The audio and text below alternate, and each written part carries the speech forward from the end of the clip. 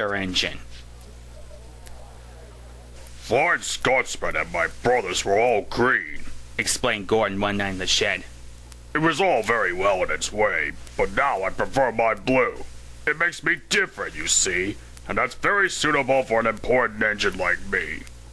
The engines on the old line used to be blue, remembered Donald. But this here's dark as we are. Dougie me never were, though. We had to be black. So blue makes a nice change. I like my green too, Agreed Henry. I hate to be red like James. People would think I was a fire engine. At least people could see me coming, Retorted James. I don't disappear into the background like some engines I could mention. If it wasn't for the noise, you need a yellow and black front like Mavis. Henry's protests were drowned in the laughter of the other engines, and he went to sleep wondering how to pay James out.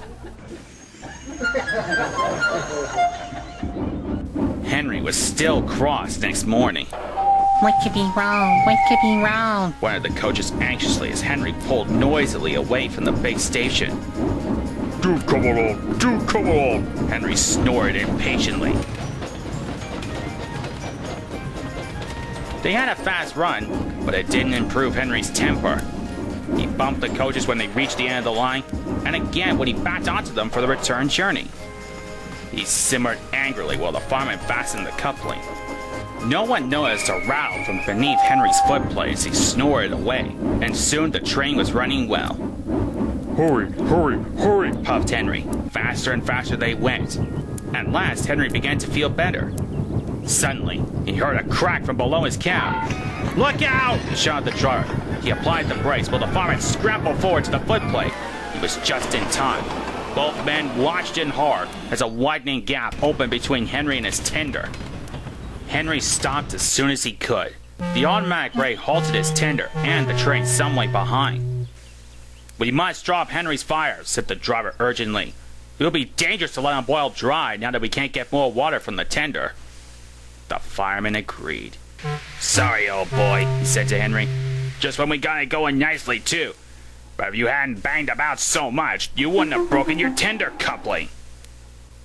While the fireman dealt with the fire, the driver went back to tell the signalman what had happened.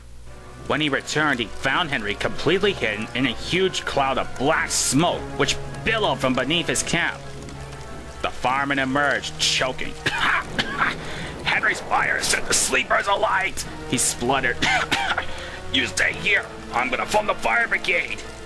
The driver eased Henry clear of the blaze.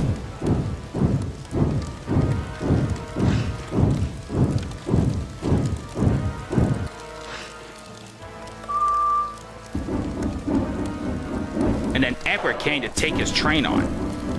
Henry felt most uncomfortable.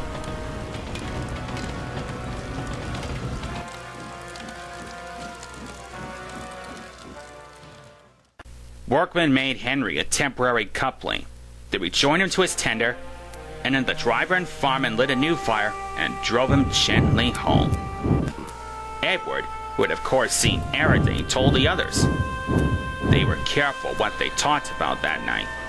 As for Henry, he was touchy on the subject of fires for some time afterwards, but James was quick to notice that from then on, Henry stopped making rude remarks about the color of fire engines.